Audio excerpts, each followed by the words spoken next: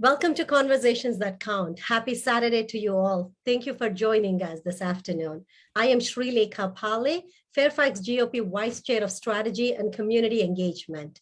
One of the goals of Conversations That Count is to discuss the current issues that are happening in our nation and bring in experts that can articulate these issues very well so all of you can make informed decisions.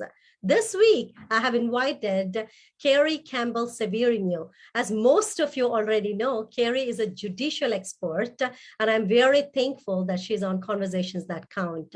Ms. Severino is the president of the Judicial Crisis Network and co-author of the best-selling book, Justice on Trial, The Kavanaugh Confirmation and the Future of the Court. As an expert on the confirmation process, I couldn't have asked for a better guest to come in during this time. Carrie, welcome to Conversations That Count. Thanks, Srini. It's great to be here. I'm sure you've been quite busy since yesterday, as though you were never busy before. I know you have a very hectic schedule. So yesterday, as you know, we had a historic decision made by U.S. Supreme Court overturning Roe v. Wade. So what are your thoughts? Let's get started with that. Yeah, well, I mean, yesterday was an incredibly exciting day because this is a case, you know, if you could think of any Supreme Court case that was the best example of where the court has gone wrong in terms of departing from the Constitution, Roe versus Wade is really it. Not because of the policy results, that's a different question, but just in terms of the legal question, it is just abundantly clear that abortion, the right to abortion is found nowhere in the Constitution. There is no text there for it. There's no nothing. And the way that people are trying to kind of use the text of the Constitution as a blank check to just insert whatever rights they think are important is illustrative of the problems with judicial interpretation. Now we finally, after decades of hard work, have a majority of justices on the court who actually get that and who are willing to apply the proper understanding of the Constitution, even when they get huge amounts of pushback, historic levels. I mean, we had an assassination attempt. We have rioting. We had people firebombing pregnancy centers. It is just the amount of pressure on them was incredible. And they were willing to stand up to it, knowing that their job was not to make, you know, the crowds happy, not to look at opinion polls, but to read the Constitution and do what it says. And in the long term, that is really going to be the best thing for the integrity of the court, as an institution, and for the American people and our country. Carrie, very well said. So I see so much passion in you, and there are millions of people who have fought for this day for over 50 years and prayed for this day. So why do you think there is so much polarization about this issue in this great nation? As an immigrant, it just is very surprising to me. I've been here for 2 decades. Two of the issues that I can't get grasp on is gun control or Second Amendment rights. And this, I think the most polarization issues are these two. So can you talk to me about that just a bit? Yeah, and we had big Supreme Court cases in them 2 days in a row, right? So this is like the hot button issue week here. You know, I think part of the reason this is a very polarizing issue is because of the way the Supreme Court constitutionalized it in a way that's not in the Constitution. So there's a kind of a contrast with the Second Amendment issue. The Second Amendment actually is in the Constitution and has been there, you know, since the beginning. It's in the Bill of Rights, but for a long time wasn't being actually enforced strongly. And it really until the term that I clerked for Justice Thomas in 2008, came down with the Heller decision, finally saying, oh, okay, we're actually going to enforce this as written. And I think that that shocked a lot of people to be like, oh, we're doing this again. We're actually enforcing what's in the Constitution. Roe is kind of the flip side of that. It's something that wasn't in the Constitution. It was a hotly debated issue in the 70s. And the court, by inventing a right and putting it into the Constitution, then took an issue that the Constitution left to the elected branches that for most of American history, 150 years, 250 years by that point, had been dealt with in the elected branches, and then suddenly said, nope, here's our solution. We're going to have a one-size-fits-all solution. We're going to decide how to address this issue. It's so strongly held because, you know, for those of us who are pro-life, we're going, this is a human being. People talk about it as if it's a, you know, like whether the decision of whether I should get pregnant or not. Of course, that is a very personal decision.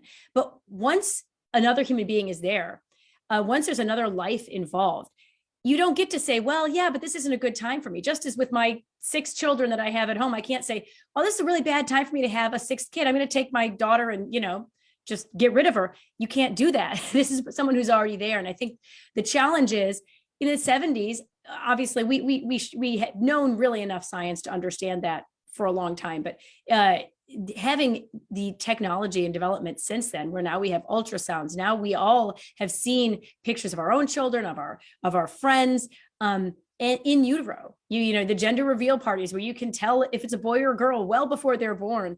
All of those things have changed it so people can go, okay, wait a minute, what are we doing here? On the one hand, I understand that there are women who are in really difficult situations, but is the solution then to try to make it possible for them to end the life of their child? Or, as I think we're starting to see a push in some of these states that are addressing the issue now, should the solutions be, how can we help these women to feel that they have options, to give them mentoring, to give them assistance, so they feel they can bear children and either put them up for adoption or raise them themselves? These are tough questions. It's huge issues. And that's part of the reason this is something that was so damaging for the court to take out of the hands of the American people, because it involves these major issues of life and death. Anything that's not in the Constitution itself does need to be dealt with, and that in the political spheres, and that allows people to kind of try to figure out how to balance all of the competing concerns their own way, rather than focus it on unelected judges who aren't really qualified to make those decisions. Carrie, you said it very well. So what would be the implications for each state? For example, I'm kind of thinking about Virginia. I'm sure you saw Governor Youngkin and Lieutenant Governor Miss Sears and Attorney General Jason Miyares released a statement supporting this. So what would be the implications for Virginians? Well, Virginia right now has one of the most liberal abortion regimes in the country. So basically, full steam ahead on the board, and nothing about this decision will change that. But what it does change is it means that the Virginians, as people, we have the opportunity now to say, hey, actually, maybe we don't want that expansive a regime. We know Governor Northam before this was all for abortion, and actually shockingly was talking about the idea of leaving children to die after birth. So really pushing it into the 4th trimester here, which is kind of, on the far edge of things. Now there's no question. I think for a long time it was like, well, what can states even do? And it was very hard for states to figure out, how can we protect fetal life? Now we know. The Supreme Court has said very clearly that is something that states do have the ability to protect. And so I'm glad to see that Governor Youngkin is interested in doing that. I think the Virginians on the whole are going to now have a voice where they can decide, hey, we want to be more protective of infant life, and find ways that we can support the woman and the child, and not make it a false dichotomy and a false decision that it has to be that one has to die to support the other. Carrie, I'm glad you brought up about what Northam said. He's a pediatrician by background. I'm a healthcare professional. So that was quite shocking to me. And I'm sure you still remember Delegate Kathy Tran supporting that bill and putting out that kids, it's fine for infants to be killed after they're out of the womb, which I think is bizarre. And it just kind of breaks my heart even till today, thinking that came from a pediatrician and a physician. Yeah. So Carrie, I also would like to talk about the riots that happened before that, but I think before we go there, I would love to understand what the momentum that's going on in front of the Supreme Court. I'm sure you heard about what's happening in Washington, D.C. What do you think of that? You think that's going to subside at a certain point? Is this just the momentum of things, or? Oh, yeah, I actually really do. Even just watching after the leak of this decision, and I guess with my line of work, I do a lot of media, so I kind of get the pulse of things by how people are covering it. And I was amazed by how quickly, it went from being, oh my gosh, this is the top story, everyone's hair is on fire, to, okay, what's next? And I think, well, to some extent, that's a problem with our society, that we can be very easily distracted from things.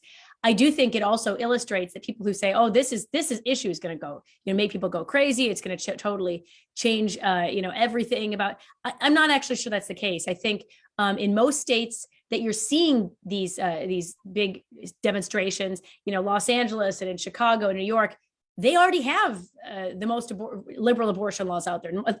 California was flirting with things like Governor Northam was talking about, saying, hey, maybe perinatal death, which encompasses death several weeks after birth, could be non-prosecutable. That's really shocking. So, I think people are obviously upset in those places, but those are the places where their voice has been heard, and they have a abortion regime that fits what they're looking at. Most states actually don't want to see abortion for all 9 months and then some. And I think they'll be able to do that. I think also what you're seeing in some of these protests right now is disproportionately one side. And I don't think that's because that's the only side that cares about it. I know a lot of people who've spent their whole careers working on the life issue who are actually afraid for their safety to go to the Supreme Court yesterday, wanted to be there, but said, you know what? I'm really scared because we have seen people, Antifa linked groups that have been firebombing pro-life pregnancy centers. It's an ironic way to try to support women by bombing places that are giving them free diapers and support and mentoring and training, things like this. But that's how radical and crazy some of the people are.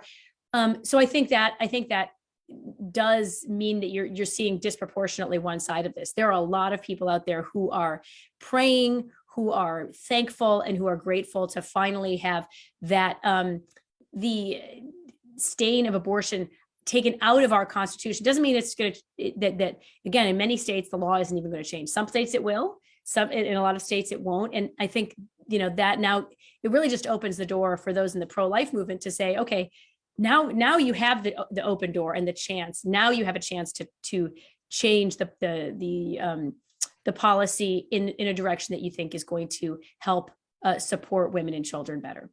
Carrie, I think I'm glad you made the distinction saying that even if you want to go and support for pro-life movement, we are not able to go because we are worried about Antifa. And I'm one of those persons. So that doesn't mean that there are not enough people that are out there to support pro-life movement. It's just that we are just worried about getting into DC area and trying to do what we have to do. So Carrie, I know you did law clerking under Justice Thomas. I mean, Justice Thomas is revered by many, including myself. To what extent did it impact your judicial philosophy?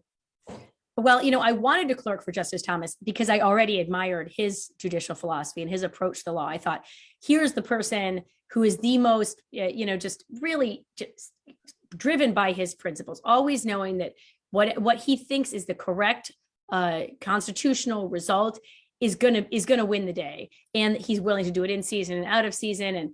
And so I was thrilled when I got that job. I don't think I could have understood at the time how great working for Justice Thomas was, though. I just knew him sort of hypothetically and theoretically as a great legal thinker.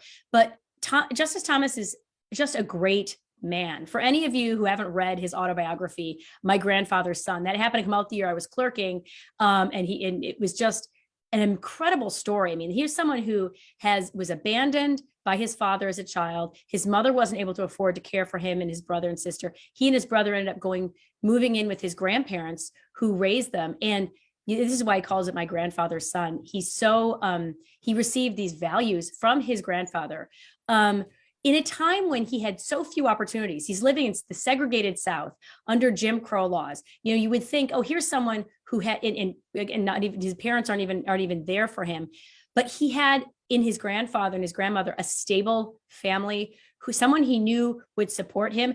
It's ironic because his grandfather didn't say he was going to give him even unconditional love. He said, my door swings one way, but one day it might swing another if you don't have a if you don't follow the line here. And at one point, actually, they did have a severing of the relationship because Justice Thomas got into really, this sort of Black power movement. And he was a real radical when he was in college. After in his youth, actually even being in the seminary for a while, he wanted to become a Catholic priest, and then was so frustrated by racism, he found, unfortunately, even there, he became very angry, very involved in that movement, and then came back to what he describes as his grandfather's principles. And anyway, it's just such a beautiful, inspiring story. There's now a documentary called Created Equal out there about it, and even a book based on his interviews for that documentary by the same title, Created Equal. He just is an inspiration to me to see what he's accomplished with his life through hard work, through recognizing the way the American dream speaks to all of us, even to those of us where they've had a lot of hard things to overcome, that the values are still there. And he is just someone who carries that out in everything he does at the court. He knows the name of everyone who works there, from the Chief Justice down to the janitor, and he cares about them. He'll talk to them and, ask them about how their family is doing. He knows what basketball team they're rooting for, and we'll joke about the games in the hallway. He really is just a genuine human being. And I feel like he's someone we could all aspire to be more like. Carrie, what an honor to kind of have worked with him. You're just one blessed woman, I can tell you that. So, Carrie, I also want to bring about infamous Supreme Court leak. With this historic victory that happened to pro-life, I really never want our nation to forget what happened to Supreme Court, which is another unprecedented leak. So immediately when the leak happened, a lot of us in the community, just like us, like normal, regular people that are not on TV, that don't belong to judicial world, we tried to analyze what the leaker might be, and it's informed speculations to a certain degree, but really nowhere near what I imagine the Supreme Court clerk text chains looked like. So how would you assess where the leak was likely to come from? My question would be, what did you and your former Supreme Court clerk colleagues think in terms of analyzing this when you saw this story and also the text? Well, just to underscore how historic this is, I talked to a lot of people who were former clerks who immediately assumed this must be fake. Like, there's no way this could be real, because it's just something that's not done. We couldn't leave the building with a copy of an internal document like that. Even if our own draft of opinion hadn't been approved by a single justice, we would not have been allowed to leave the building. And so the idea that someone would hand this, the entire full, complete draft as circulated to Politico was just outrageous. So a lot of people didn't even believe it at first. But then I think the most clerks I have spoken to just automatically assumed this must be coming from one of the liberal justices' chambers, like not the justice himself, probably, although who knows, probably one of their clerks who thinks this is something that's going to cause so much uproar that maybe it will convince some of the conservative judges to change their position. And they were right. It definitely caused a lot of uproar, as everything up to a attempted assassination on one of the justices. And that points out one of the risks of leaking these things. I mean, it's bad enough if we had no leak and the decision came down yesterday, it would have been a huge firestorm. Don't get me wrong. In some ways, the leak kind of spread that out. So maybe it was less intense than it would have been. But the idea that you had this leak before it was final meant that there was an even bigger target on the justices' backs, because there were people, including this one man who was arrested, who thought maybe we can change the course of history by actually killing one of the justices. That is a horrible incentive, let alone the fact that, clerks are given so much confidence and trust at the court. And for a lawyer, being able to trust someone with confidential information is central to your job. The idea that someone would violate that, I think that is grounds for not only them obviously losing their job at the court, but also really not being admitted into the legal profession. I don't think they should receive a bar license, or they should be disbarred if they did so. That level of it's kind of like disclosing your client's confidential information, because you're disclosing the court's very confidential information. And now we see the reason it was so important to be confidential is because even the lives of the justices are threatened as a result. Carrie, what steps do you think justices should take so this kind of thing doesn't happen again? How do they protect the confidentiality of these draft opinions moving forward, knowing that the trust has been broken at this point? Well, the best thing that we could have done would be swiftly finding and firing the clerk involved. Unfortunately, that has not happened. And that is kind of shocking to me, because I feel like there's a small universe of people who would have had access to this decision. And most of them are the clerks. Each justice has 4 clerks. There's only 9 justices. I mean, they maybe a couple different staff members in each chambers could have access. But again, that's not a large universe of people that would have had access to this opinion. So I'm discouraged that the Chief Justice has not yet been able to find the leaker, or I guess maybe if he hasn't announced it, but I think that's unlikely. The clerks are scheduled to leave starting in the beginning of July. So the term's over, and then the clerks start switching to the next term's clerks. One of these clerks, this is who it was who leaked it, is going to be leaving with no consequences.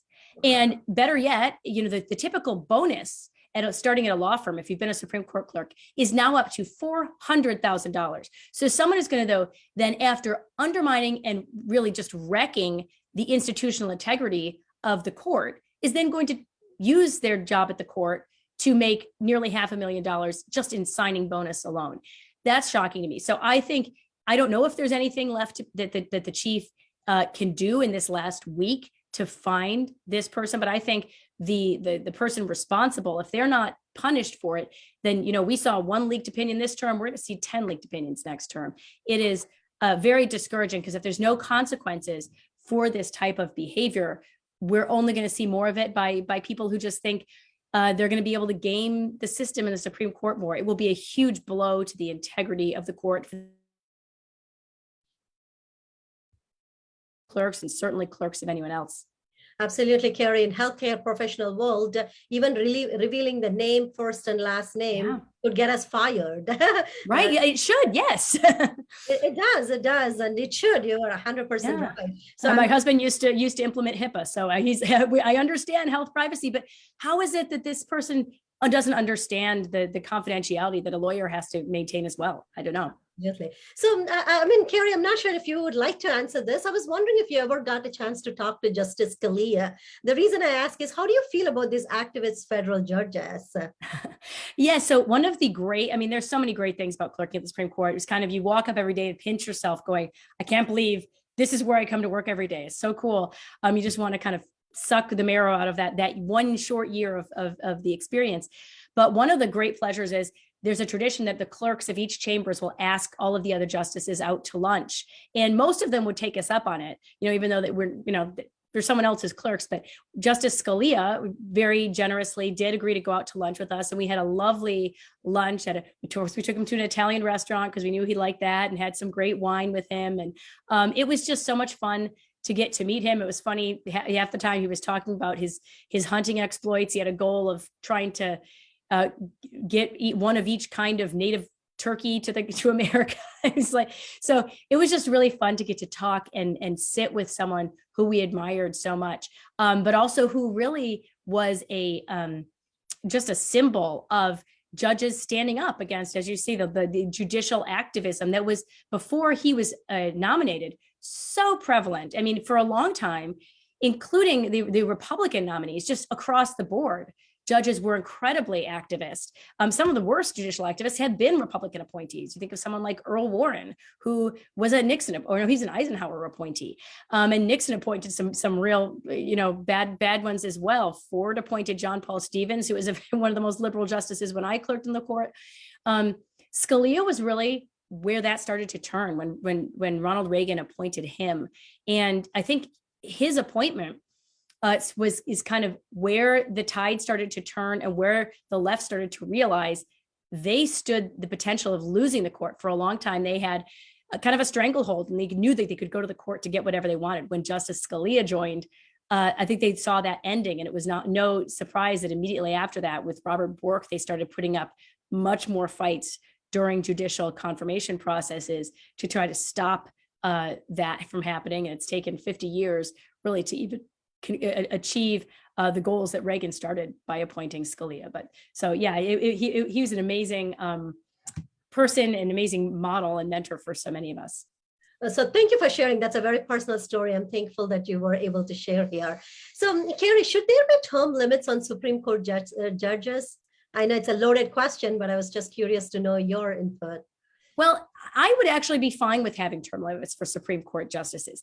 The minor problem is the Supreme Court gives them life tenure. So that's the kind of thing where I think, if we could get together a bipartisan coalition, because the thing about amending the Supreme Court is it is intentionally made with a very high bar. You don't want each party, gain a 51% control of Congress and then be able to amend the Constitution. That would create a huge, yo-yo effect. So the framers knew we need to make this a very high bar, so we only can do it when there's a very overwhelming majority. So to amend the Constitution, to change that life tenure, you would have to have a very large majority. I think that's a great asset, because it means you'd have to do it not in a way that, like the Democrats kind of are trying to do now with this packing the court idea, where they just want to add seats so that their president can add a bunch of guys on at once and shift the balance. You would have to do it in a way where, maybe the seats were added over a period so that different presidents were able to, they were staggered. So different presidents would have different opportunities. So you'd have to design it so neither party was advantaged either by the way it was phased in or by the system later. And that's actually a real asset to it. So I think I would definitely support a constitutional amendment to that end. That's not something we're likely to see happening quickly because it would take a long process. But I think in an age where people are living so much longer than they did in the early years of the court, and where the role of the court is so much more important. And in the early republic, it wasn't even considered that big of a deal. There were people who got appointments and didn't want them, or who left early because I want to run for governor of New York instead. So nowadays, the court, for better or for worse, I think in some ways for worse, has amassed a lot of power, but it also means people are less willing to step down, either because of age or ability, or just to simply because they're doing something else. And so maybe life tenure wouldn't be, might make more sense now than it did when the framers were considering it. Such a different world we live in. What do you think of Supreme Court packing, Carrie, while you're right on the topic? Yeah, this is a huge problem, I think, and one of the many real attacks on the integrity of the court we've seen. When FDR first came up with the idea of packing the court in 1937, he was seeing a court that was getting in the way of his New Deal policies. He was a Democrat president, had these aggressive New Deal policies he wanted to get. He had overwhelmingly support in Congress for this, but the court was saying, wait a minute, some of the stuff you're proposing is unconstitutional. And he was really sick of it. And he said, well, I just need to get rid of these justices and get new justices. He knew, of course, they have life tenure. So his idea was, let's just add justices on. Even his overwhelming support from the Democrats in Congress at the time said, wow, that is a horrible idea. Because here's what's going to happen. It turns the court into just a political football. Obviously, there's always a political nature to the confirmation process. That's kind of by design so that we have our elected representatives involved in choosing the men and women who sit on the bench. But you don't want to make it into something where each time a new president comes in and can manage to align a Congress in their favor, they just add a bunch of seats. You're going to have, it just keeps ratcheting up, especially when you do have life tenure there. So it's something that we've seen happen in places like Venezuela, unfortunately. What they did is a new president comes in, but the new president comes in and they just say, hey, we're going to add more judges. And then suddenly all the judges he adds like him. And then the next guy comes in and Maduro comes in. It's like, hey, we're going to add some more judges. And it just keeps ratcheting up. And you can go from 9 to like 99 really quickly. That would be horrible for the continuity and the consistency of our country. What's scary to me is something that was just viewed as dead on arrival, obviously a bad idea, for just right after FDR did it, for the next 70, 80, almost 90 years, was something that now the liberal activists on the left, the dark money forces on the left, because there's a lot of money behind this court packing idea, are trying to normalize and make a good idea again. I think it was very telling that Ruth Bader Ginsburg, when she was initially asked about this kind of on the front end of their push, said, oh no, that's a horrible idea. It was a bad idea when FDR did it. And she ought to know, she was like old enough to have practically been around then, right? She recognized as a liberal icon, it was a horrible idea. I think most of the Democrats in Congress also recognize it's a horrible idea. It would be really bad for our national institutions, but they feel the pressure from the loud voices and the deep pockets on the left who are saying, no, we can't wait for another election. I mean, AOC was just texting this or tweeting this. Well, how can we wait around for an election to get what we want? Well, it's because that's the American way. We live in a rule of law. We don't say, hey, I didn't get what I want. I'm going to tantrum and riot until I do. And that's the court packing idea is sort of a, one step removed level of this tantrum and rioting. We didn't get what we want. We're not going to wait. We don't want to wait for the American people to line up with what we want to do. We're just going to force it down their throats ourselves. And that is something that would be, I think, horrible for our country. The scary thing is we're literally like one vote or 2 votes away maybe from doing that. If Manchin and Sinema decided not to stand strong on this issue, like thankfully they have, many, vastly overwhelming majority of things, they vote with Biden, but they were willing to stand up on this. And I'm grateful to them because, but we know that, if we lost 1 seat in the Senate in the fall, you could easily see court packing come to be a reality. There's already a bill out there that they're trying to add 4 more seats onto the Supreme Court. I can't imagine something that would be worse for the Supreme Court, for American law, for our Constitution and our country. That sounds very scary. Carrie, I know your time is very precious. Questions are pouring in. I've had comments that say Carrie is outstanding. So thank you for articulating. If you have 2 minutes, I just do have 2 questions for you. What other opinions are still due to be released for this term? Yeah, so there are, I think, 7 opinions left. The only day that's scheduled to announce them is Monday. They could announce them all on Monday, but it could be very possible they'd add another day, either Tuesday or Wednesday or something, to announce the last few. Most of the big ones have come out, but there's still some really important ones. I think the 3 that are most interesting that I'm watching for are the Coach Kennedy case, Kennedy versus Bremerton. This is the coach, the football coach who was a public school coach and used to pray after football games and was reprimanded for doing so and ultimately lost his job, even though it was after the game was done and just doing it as a private individual. So that's an important religious freedom case coming up. There's one that has to do with the Remain in Mexico policy that President Biden is trying to undo what Trump was doing on the immigration front. And so the question is, does he have the authority to just reverse course so quickly? Something, in the executive branch, there are fewer hurdles than like changing law completely. You don't have to pass a law, but you still do have to follow the procedures, and you still need to abide by the laws that have been put in place by Congress. And so that is going to be considered or decided by the court. And then finally, there's an important case that the state of West Virginia is suing over the Clean Power Plan. This goes back to President Obama's regulations, and then Trump undid them. And now Biden is kind of re-putting some of those back. But it goes back to this question of how is the administrative state governed by the Constitution? Because we know in the Constitution, we've got like the judicial branch, the executive branch, and the legislative branch. There's this whole other branch that's kind of grown up of the regulatory states, all these bureaucrats that just make regulations that have the force of law, but they don't have to go through the checks and balances that were built into the Constitution. They don't have to get passed by 2 houses of Congress and signed by the president. So sometimes you have them basically trying to make up their own law, which is what is at issue in this case. Can they come up with these regulations that actually go farther than what the actual law is that was passed by Congress? And so it's how much, is this regulatory state that's operating in kind of a constitutional limbo over here? Is the court going to make sure that it is bound to sticking within the bounds of the actual laws that are passed by Congress and signed by the president? So it's really important, not just for what's going to happen with environmental policy following that. Is it going to be limited to what the Clean Air Act actually says? But it's an area that many presidents tend to overuse because they say, hey, it's too much trouble to get Congress to do what we want. We're just going to go over here and regulate our way into exactly what we want. But we need to make sure that those regulations are still governed by our constitutional structure. Thank you. So thank you so much for explaining. That was our most popular question. Carrie, last question. I promise, as a minority, I can never let you go without saying that. I do believe in representation matter, diversity matter, but I don't believe in critical CRT whatsoever. Mm-hmm.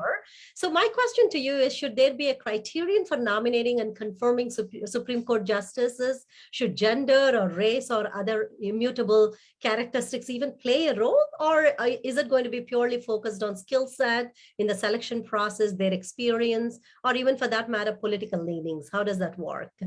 So I think what a president should do is choose the men and women who have a record of interpreting the Constitution as it's written and interpreting and the courage to stand up behind that. And I think when you do that fairly and looking at who has those principles, you actually do end up with a diverse judiciary. And when we saw under President Trump, that is what happened. He didn't get the credit for it that I think he deserved. I think a lot of people were hoping that he would have a judiciary that was in fact more diverse than the group of lawyers out there he was choosing from. And that is unreasonable, I think, and turns it into a check the box kind of quota system rather than a system where you're actually looking at who is most qualified. But he did end up with, for example, I'm thinking people like Amul Thapar, who was the first South Asian on his circuit in the Sixth Circuit, as well as Naomi Rao, the first South Asian. She was the second. She was the first woman on the DC circuit because Sri Srinivasan got there before her. But also it covered diversity over a lot of other areas. So Judge Willett in the Fifth Circuit, he grew up in a trailer park, raised by a single mom. yeah, he's a white man, but I think he brings a really different perspective there. Judge Ho, who himself was an immigrant, that brings an interesting perspective. Judge Katsas in the DC Circuit, the first Greek judge to that circuit. There's a lot more. There are a lot more details to that than I think we see. Judge Barbara Lagoa, who almost made it to the Supreme Court, she was a close, finalist along with Amy Coney Barrett for that spot.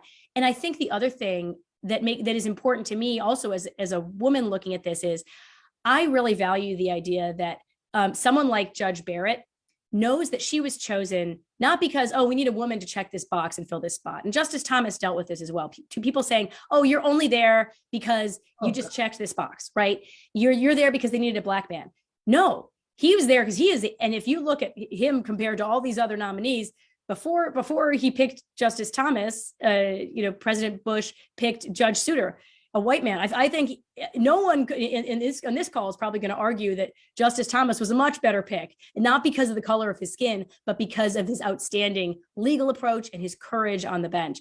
That should be the reason. And I think it cheapens the success of the people who have achieved so much if everyone is saying, no, you only did this because you're checking a box. And I think that's an unfortunate aspect to soon to be Justice Jackson's appointment as well, because I think that creates a cloud that hangs over her. She's always wondering, would I have been picked if I really was if President Biden was really choosing from amongst the whole slate. So I think that I'm glad to say that under Trump, I think everyone there can say, yes, I was chosen because I am an outstanding lawyer. And I think that's something that I would hope we can continue to do going forward. I think it'll also continue to lead to a diverse judiciary, but not one that's chosen purely for the sake of diversity, but one that just reflects the diversity that we represent here together as it is. Couldn't agree with you more, Carrie. Carrie, thank you so much for your time. I know this is a valuable time for you. It's a weekend. You're taking time away from your 6 wonderful children, but also I know I've been watching you on Laura Ingraham's show and every other show. Thank you for taking the time, GOP leadership. Thanks you for actually being one of our, I hate to call mouthpiece, but really doing the great work that you are doing out there. So for viewers that probably may not know Carrie Severino, I think most of you know, she is an expert on the confirmation process. Mrs. Severino has been extensively quoted in the media and regularly appears on television, including MSNBC, Fox, CNN too, C-SPAN and ABC's this week. I watched her on CNN myself. So Carrie, thank you again for coming in. I appreciate you. I appreciate your expert, and thank you for being out there, so courageous, so bold, and so articulate on things that many of us would kind of want to understand more and more. Have a wonderful evening, and viewers, thank you for watching this, and we will continue to keep in tune with the future shows. Thank you so much. Thanks.